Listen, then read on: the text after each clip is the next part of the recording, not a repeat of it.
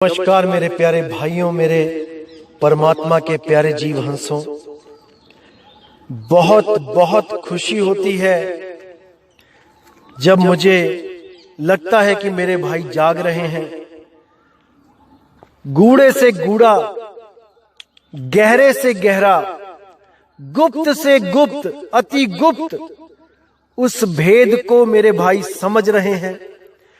और बहुत ही खुशी होती है जब आप भाई लोग मुझे मैसेज करते हैं, फोन करते हैं और बताते हैं कि जिस अज्ञान में आज तक आप जी रहे थे, ये सत्संग उस अज्ञान में एक सूरज के समान उस अंधियारे को दूर करने के लिए प्रकट हुआ है। और इस सत्संग को सुनकर ऐसा कोई भ्रम नहीं बच रहा है जो आपके इस दिमाग में अपना घर कर पाए। ऐसा कोई जाल काल का नहीं बच रहा है जिसको तोड़ने में आप सक्षम नहीं हो पा रहे हो। हर चीज आपको क्लियर होती जा रही है, हर चीज आपकी समझ में आती जा रही है। और अब आप स्वयं ही इतने समर्थ हो गए हो कि आप हर वाणी का अर्थ खुद ही समझ सकते हो और वाणी कहां तक की बात कर रही है यह भी जानना आपने स्टार्ट कर दिया है। बहुत ही खुशी की बात है, आपको ये सब बातें पता लगने लगी हैं। इसीलिए मुझे लगता है कि मेरा सत्संग करना सफल हो रहा है और उस परमात्मा, उस बंदी छोड़ का जो वचन है वो पूरा हो रहा है, बिल्कुल सिद्ध हो रहा है। जहां उन्होंने कहा था कि घर घर होगा बोध विचार, ये ज्ञान अब घर घर तक पहुंच रहा है, देश विदेश तक पहुंच रहा है। कितने ही phone America, Canada, Australia, New Zealand से आ चुके हैं, जॉर्डन से आ चुके हैं। और बहुत खुशी होती है कि जो मेरे भाई 20-20, 30-30, 40-40, 50-50 सालों से संत मत में जुड़े हुए थे और जो उस सत्य को खोज रहे थे, इन सत्संगों को सुनकर उनको बिल्कुल सही रास्ता मिल गया है और वो बहुत खुश हैं और बहुत जल्द से जल्द इस पंथ में जुड़ना चाहते हैं, आत्म कल्याण करना चाहते हैं। लेकिन फिर भी मैं उन भाइयों से भी कहूंगा कि जल्दबाजी बिल्कुल ना करें। कहीं भी जुड़ना हो, कहीं भी, पहले उस ज्ञान को अच्छी तरह समझ लें, बिल्कुल शुरू से लेके अंत तक समझ लें, ताकि आपको एक भी ऐसा भ्रम आपके दिमाग में ना रहे, ऐसी कोई भ्रांति दिमाग में ना रहे जो आपको आपकी भक्ति में संशय पैदा कराए। मैं बिल्कुल नहीं चाहूंगा दोस्तों। मैं चाहूंगा कि इतना विश्वास बने आपका परमात्मा के उस आदि शब्द पे, आदि नाम पे, सत नाम पे, कि आप उसको प्राप्त करने में सक्षम हो सको। बिना किसी संदेह के आप उसको याद करो, सिमरन करो और एक दिन आप यहां से मुक्त हो जाओ। मैं बस यही चाहूंगा दोस्तों। तो दोस्तों, आज जो वाणी लेंगे वो गरीबदास जी महाराज जी की है और इस वाणी में आपको बहुत से गुप्त भेद पता लगेंगे, क्योंकि कई काल के दूतों ने आपको बहुत भ्रमित किया है, बहुत ज्यादा भ्रमित किया है। संतों की वाणियों को घुमा फिरा के, उनका गलत अर्थ बता के बहुत बहुत ज्यादा भरमा दिया है आप लोगों को। आज उन सब भ्रमों का नाश होगा और जो मेरे विवेकी हंस हैं, मेरे प्यारे जीव हंस जो बहुत ज्यादा विवेक रखते हैं, वो इस वाणी में हर चीज कैच कर लेंगे। एक एक चीज उनकी समझ में आएगी कि मैं क्या कहना चाह रहा हूं। और जो मेरे भाई विवेकी नहीं है, मुझे पता है उन्होंने मुझे गालियां ही देनी है। उनकी गालियों का भी मैं स्वागत करूंगा तहे दिल से, क्योंकि जिसके पास जो कुछ होगा वही तो देगा। लेकिन फिर भी मैं उनके लिए भी अरदास करूंगा अपने बंदी छोड़ से कि जल्दी से जल्दी उनकी भी इस तुच्छ बुद्धि में इस परम ज्ञान का समावेश हो। बूंद बूंद करके ही सही, कुछ ना कुछ विवेक तो उनको समझ में आए, थोड़ा सा उनका भी मालिक मार्गदर्शन करें, उनको सही रास्ते से जोड़ें, उनमें भी इस दिव्य ज्ञान का थोड़ा बहुत अंश प्रकट होए। मैं यही बंदी छोड़ से अरदास करूंगा और मैं अपने सभी भाइयों के लिए हमेशा यही अरदास करूंगा कि सब मेरे भाई इस सत्संग को सुनकर हर एक चीज को क्लियर करते जाएं और सारे भ्रमों का नाश करते जाएं। तो दोस्तों, आज जो वाणी पे विचार करेंगे वो गरीबदास जी की वाणी है। और उससे पहले मैं आपको एक चीज बता दूं कि बहुत से काल के दूत ऐसे हैं जो आपको इन्हीं वाणियों के गलत अर्थ बताकर आपको भ्रमित करके उन मंत्रों का जाप करवा देते हैं जो असल में सतनाम नहीं है, सच्चा नाम नहीं है। इन्हीं मंत्रों में उलझा कर जीवों का जन्म बर्बाद करना ही उनका मुख्य उद्देश्य होता है, ताकि कोई भी इस काल के जाल से ना बच पाए, अपने निज रूप को, अपने निज नाम को वो ना पहचान पाए और इसी जन्म मरण में गोते खाता जाए। तो ऐसे गुरुओं से सावधान रहना है मेरे भाइयों, और वाणी पे पूरा विचार करना है, वाणी कहना क्या चाहती है। जैसे एक वाणी है गरीबदास जी की, पृष्ठ संख्या 690 पे वाणी कह रही है, माया आदि निरंजन भाई, आपे जाई आपे खाई, ब्रह्मा विष्णु महेश्वर चेला, ओम सोहम काहे खेला। अब इतनी वाणी बता के आपको क्या कहा जाएगा कि देखो इस वाणी में भी उस सतनाम का इशारा दिया गया है। ओम सोहम जपना है, ओम सोहम ही सतनाम है। नहीं मेरे भाई नहीं, समझ जाओ इस बात को, बिल्कुल नहीं। असल में इन वाणियों का क्या अर्थ होता है, जहां पे भी ओम और सोहम लिखा होता है, आज आपको बिल्कुल खोल के बताया जाएगा कि असल में ये होता क्या है, ताकि कल को कोई काल का दूत आके आपको भ्रमित ना कर पाए कि ओम और सोहम जपना है, या संत कह रहे हैं कि ओम और सोहम जपो। बिल्कुल नहीं। क्या है ये ओम सोहम, क्या है इसका खेल, ये आज आपको बिल्कुल क्लियर कर दिया जाएगा मेरे भाइयों। आपने केवल विवेक के द्वारा सत्य असत्य का निर्णय करते जाना है। ये अधूरे गुरु, ये काल के दूत पूरा जोर लगा देंगे आपको कि संत ये कहना चाह रहे हैं कि ओम और सोहम जपो। कई वाणियां प्रमाणित करेंगे गरीबदास जी की कि तारंग मंत्र लीजिए रंग होरी हो, ओम सोहम सार राम रंग होरी हो। ऐसे ही बातें बोलकर, ये वाणियां सुनाकर आपको पूरा भ्रमित किया जाएगा कि देखो गरीबदास जी भी कह रहे हैं ओम सोहम जपना है, और ओम सोहम से ऊपर सत सुकृत नाम है उसको भी प्राप्त करना है, और बिना ओम सोहम के वो सत सुकृत नाम भी काम नहीं करेगा। देखो, यानी काल का और अक्षर पुरुष का नाम नहीं जपोगे तो परमात्मा का नाम भी काम नहीं करेगा। बुद्धि देखिए इन लोगों की, यानी कि काल का नाम परमात्मा के नाम से भी विशेष हो गया है कि काल का नाम नहीं लिया तो परमात्मा का नाम भी जीरो है। कितना बड़ा जाल बुना गया है देखिए।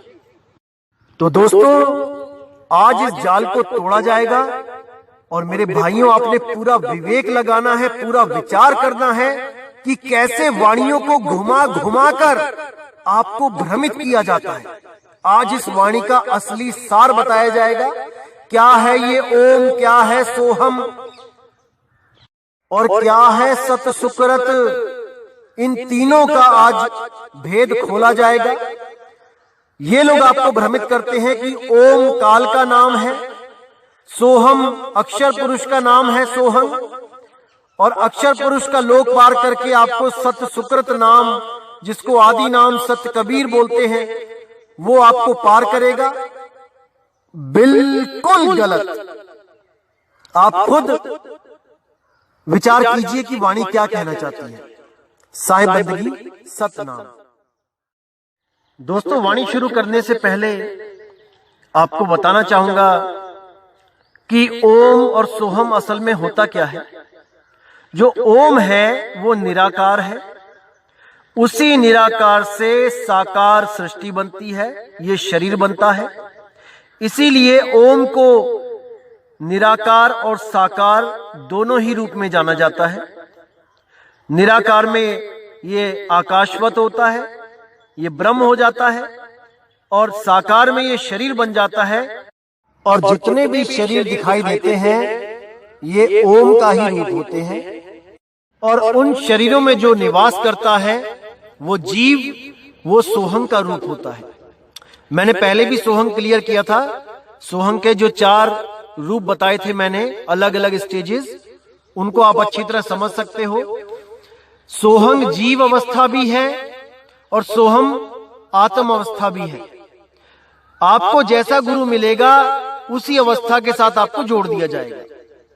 जो सोहम का सिमरण करते हैं श्वासों के द्वारा, वो जीव अवस्था का सिमरण करते हैं और वो जीव ही रहेंगे सदा। और जो श्वासों से पार सोहम का जिक्र करते हैं, जो सार है, जो उस अवस्था को प्राप्त करते हैं, वो जीव अवस्था से ऊपर उठकर पीव अवस्था को प्राप्त हो जाते हैं। वो पीव अवस्था है।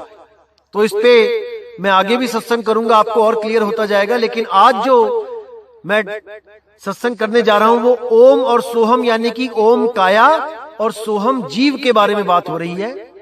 ना कि ये कोई मंत्र है ओम और सोहम कि इनका आपने जाप करना है। तो आपने पूर्ण विवेकी होकर ये वाणी समझनी है।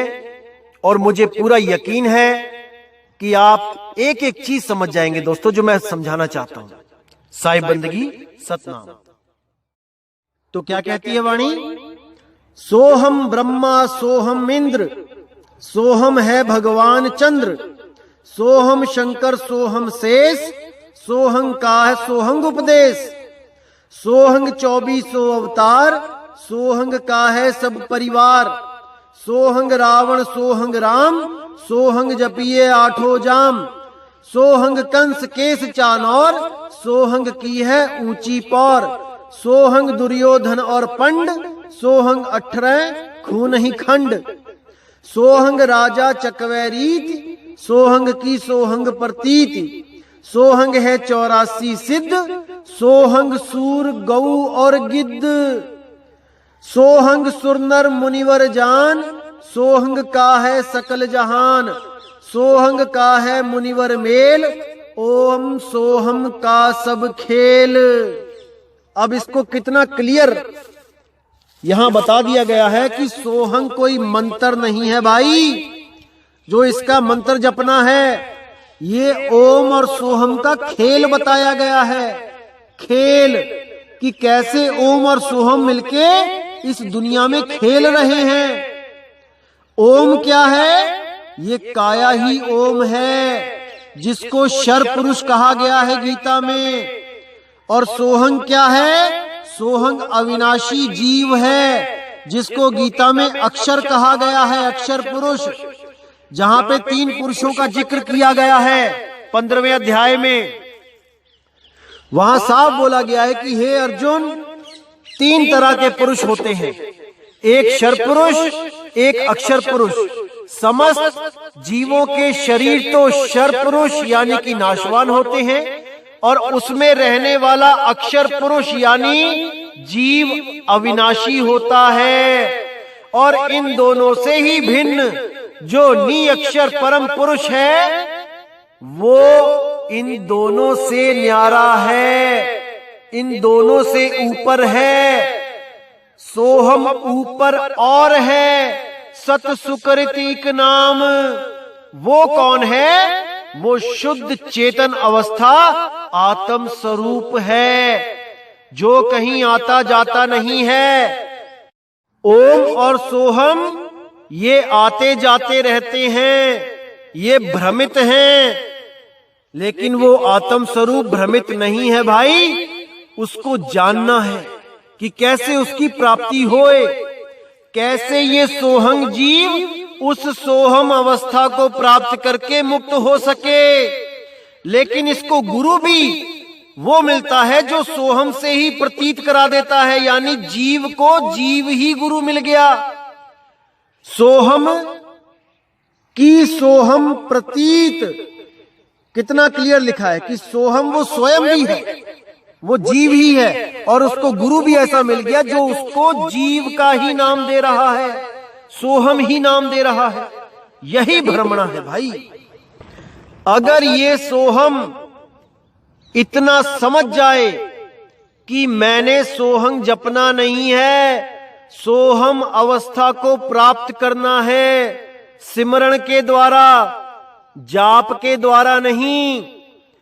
सिमरण यानी याद करना, स्मरण करना, ना कि जाप करना, मंत्र जपना नहीं भाई। अगर इतना भी ज्ञान इस जीव को हो जाए तो ये बंधन से मुक्त हो सकता है। कितना क्लियर बोला यहां पे कि सोहम ब्रह्मा, सोहम इंद्र, सोहंग है भगवान चंद्र।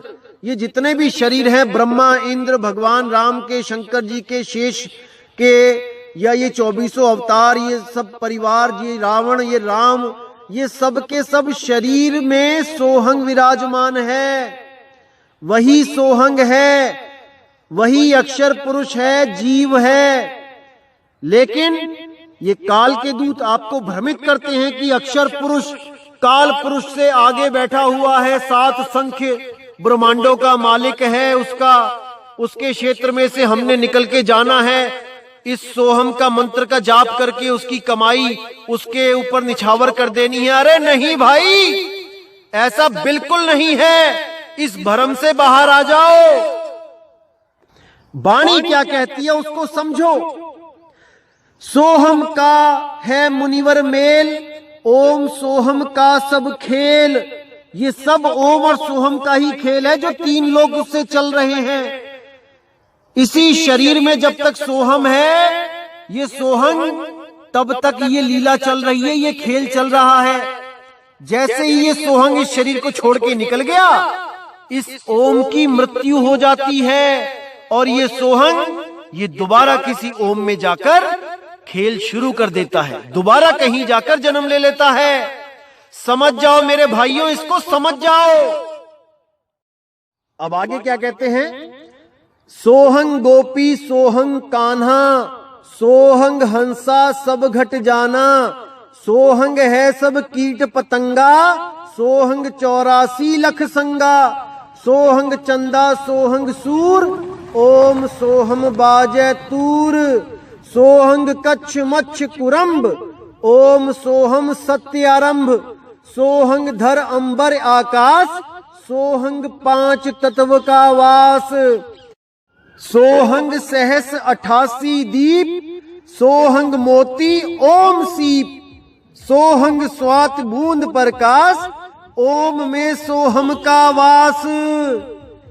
अब यहां कितना क्लियर कर दिया है कि सोहंग वो अक्षर पुरुष नहीं है भाई, जो काल के लोक से परे बैठा है और आपकी कमाई का इंतजार कर रहा है। ये मूर्ख बनाने का काम है भाई उन लोगों का जो इस भेद को नहीं जानते हैं।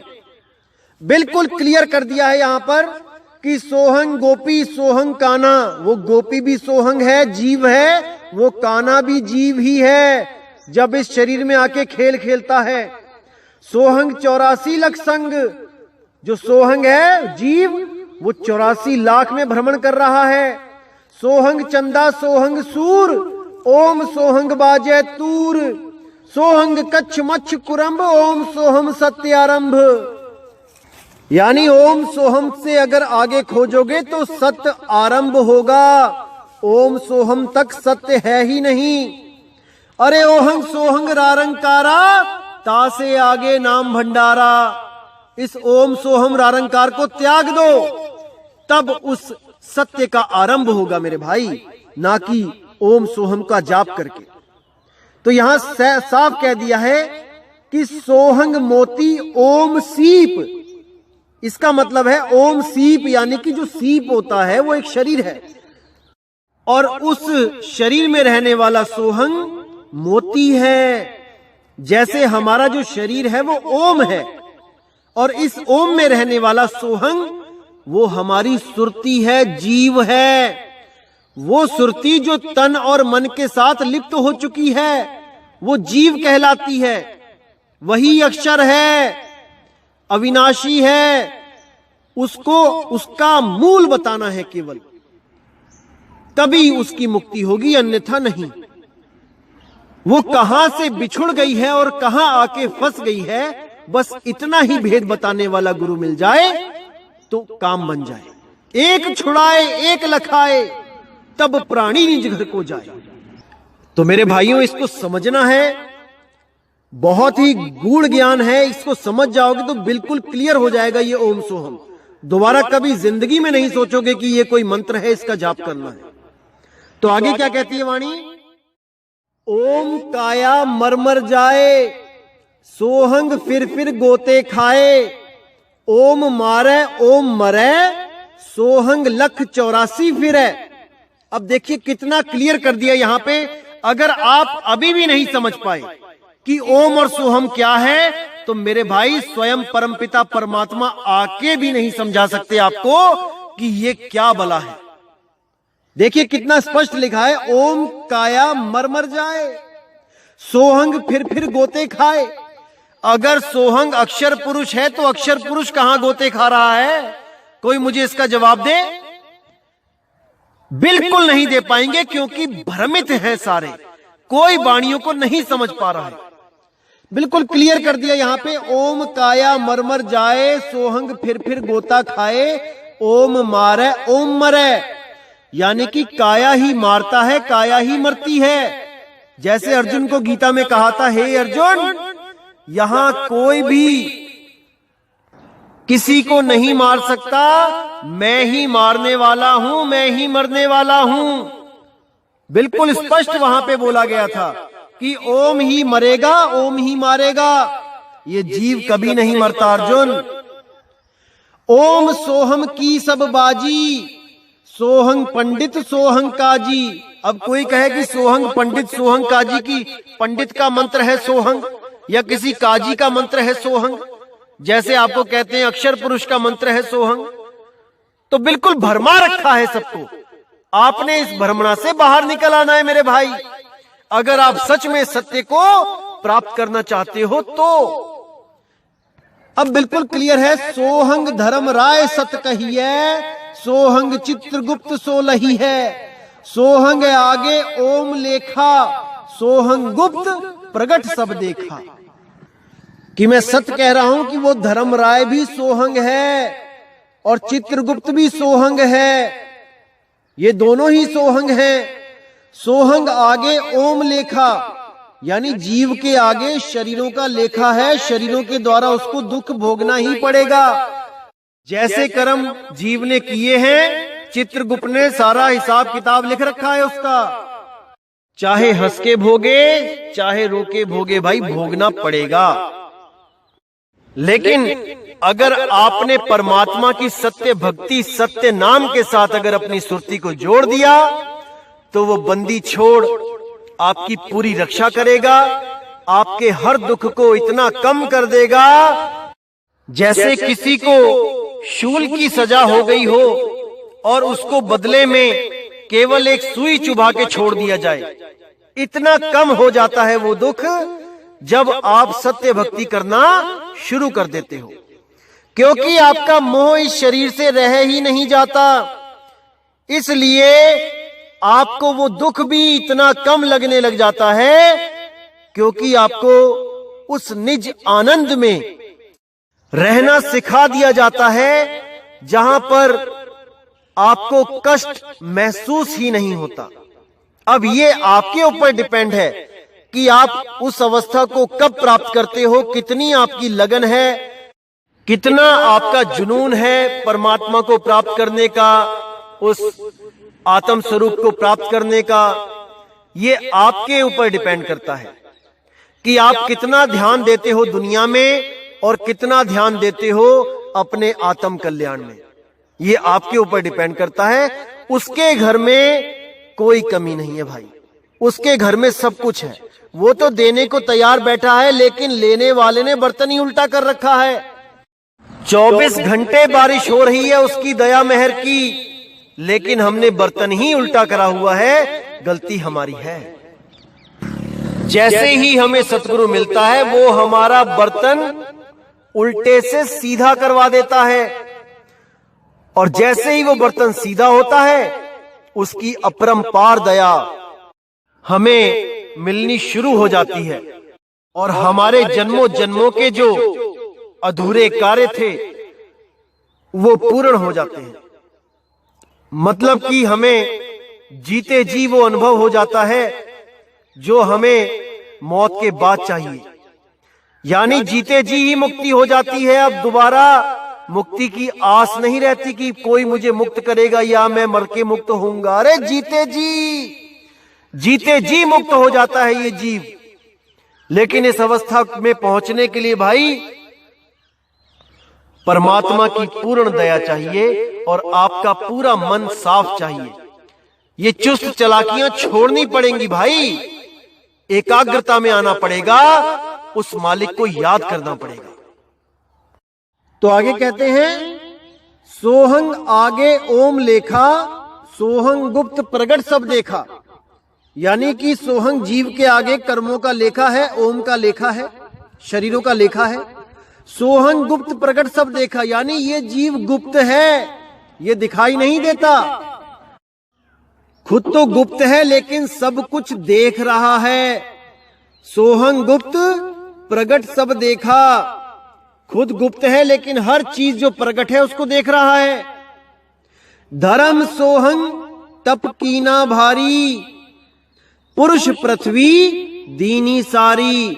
अब धर्म सोहंग यानी काल, वो भी सोहंग ही है, उसने बहुत तप किया, तब पुरुष ने उसको पृथ्वी यानी कि एक शरीर दिया रहने के लिए।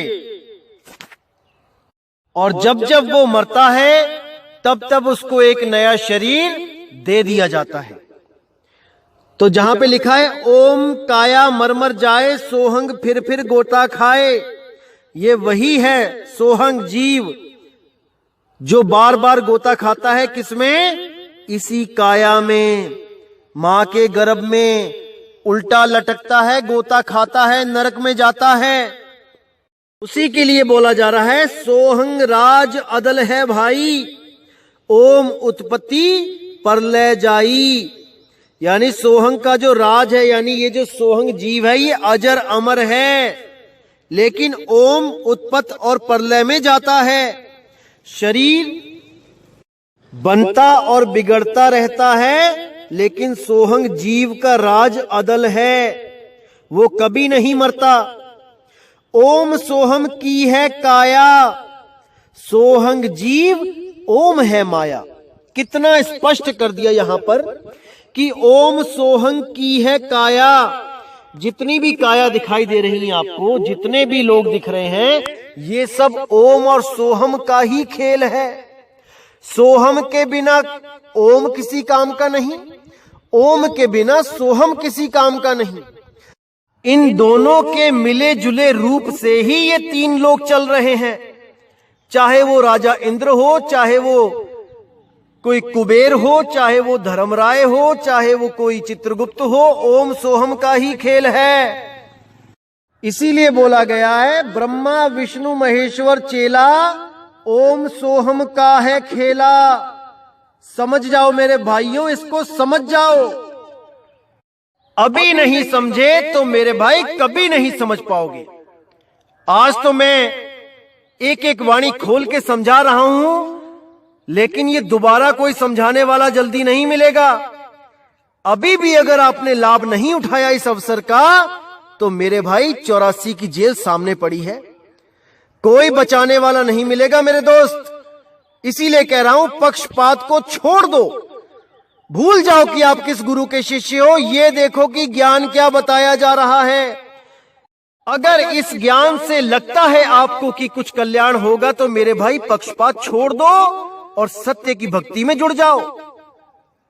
सब काहू का लीजिए साचा शब्द निहार, और पक्षपात मत कीजिए, कहे कबीर विचार, कहे कबीर विचार। तो समझना है मेरे भाइयों इन बातों को।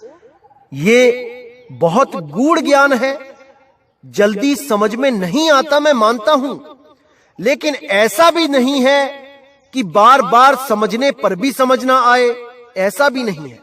बस आपको अहंकार को, अपने ईगो को साइड में रखना पड़ेगा दोस्त, तब आपको एक एक चीज बिल्कुल स्पष्ट सामने नजर आने लगेगी और आप उस बंदी छोड़ की दया के पात्र बन जाओगे, अगर आपने इस ज्ञान को मन लगा के समझ लिया बिना पक्षपात के।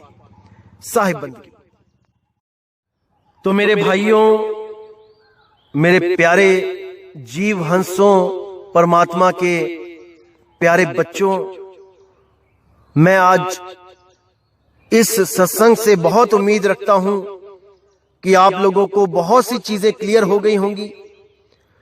और मेरे दोस्तों, अगर आपको अभी भी क्लियर नहीं हुआ तो आने वाले सत्संगों में एक एक वाणी खोल के समझा दी जाएगी, ताकि कोई भी भ्रमणा आपके दिमाग में ना बचे। सत्य नाम के लिए आप बिल्कुल क्लियर हो जाएं कि सत्य नाम काल और अक्षर पुरुष का नहीं है। सत्य नाम केवल और केवल सत्य पुरुष परमात्मा बंदी छोड़ कबीर साहब का नाम है। कबीर भी उसको इसलिए बोल दिया जाता है कि कुछ तो नाम रखना पड़ेगा समझाने के लिए। किसी गुरु की वाणी बताएंगे तो उस गुरु के बारे में हमें पता होना चाहिए। अगर हम किसी को वाहेगुरु कहेंगे तो हमें पता होना चाहिए वाहेगुरु कौन है, किस गुरु की वाणी पे हम अमल कर रहे हैं, इसलिए उसको कबीर बोल दिया जाता है। अन्यथा वो कबीर नाम से भी मुक्त है, वो कबीर नाम से भी मुक्त है, बंधन से मुक्त है। ये तो हम उसको कबीर कहते हैं क्योंकि उन्होंने अपना नाम कबीर रखा था, वो भी केवल कलयुग में। अगर सतयुग में देखो तो सत सुकृत नाम है, द्वापर में देखो तो करुणामय नाम है, त्रेता में देखो तो मुनिंद्र नाम है। इन चारों में से भी अगर हम देखें तो चारों ही नाम सत्य होते हुए भी असत्य हैं। चीज एक ही है, नाम चार है, लेकिन बिना वस्तु के नाम का कोई लाभ नहीं। आप पानी लेने जा रहे हो और कोई आपको चार नाम पकड़ा दे पानी के, तो वो सत्य होते हुए भी असत्य है, क्योंकि वस्तु तो मिली नहीं। और अगर वस्तु मिल गई तो किसी नाम की जरूरत नहीं है, आप केवल वस्तु से ही अपना कल्याण कर सकते हैं। इसलिए मेरे भाई, कबीर नाम से हमने प्रेम करना है, क्योंकि बंदी छोड़ इसी नाम से आए हैं इस दुनिया में। हालांकि मुनिंद्र और करुणामय और सत्सुकृत में भी कोई कमी नहीं है, लेकिन जो पंथ चला है वो केवल कबीर पंथ के नाम से चला है, इसलिए हमने कबीर नाम से प्रेम करना है। लेकिन वस्तु का ज्ञान होने के बाद, अगर वस्तु का ज्ञान उस पंथ में नहीं है तो वो कबीर पंथ नहीं है, भले ही वो अपने आप को कबीर पंथ क्यों ना समझते हो। अगर शब्द सही नहीं है तो पंथ सही नहीं है मेरे भाई। इसलिए शब्द पे विचार करना है, शब्द से ही मुक्ति मिलेगी, शब्द ही हमारा गुरु है। शब्द के बिना सब कुछ भरम जाल है। तो दोस्तों, इसी के साथ मैं अब विदा चाहूंगा और बहुत जल्द एक नए सत्संग के साथ आपके साथ मैं वाणी विचार करूंगा। तब तक के लिए मुझे आज्ञा दें। जय गुरु बंदी छोड़ वैराग साहिब जी, जय गुरु बंदी छोड़ साधु शरण साहिब जी, जय गुरु बंदी छोड़ मदन साहिब जी, मेरे बाबा नानक जी, मेरे गुरु अंगद देव जी। जय जय सतगुरु बंदी छोड़ सतगुरु सत्य कबीर साहिब जी की सदा ही जय हो, सदा ही जय।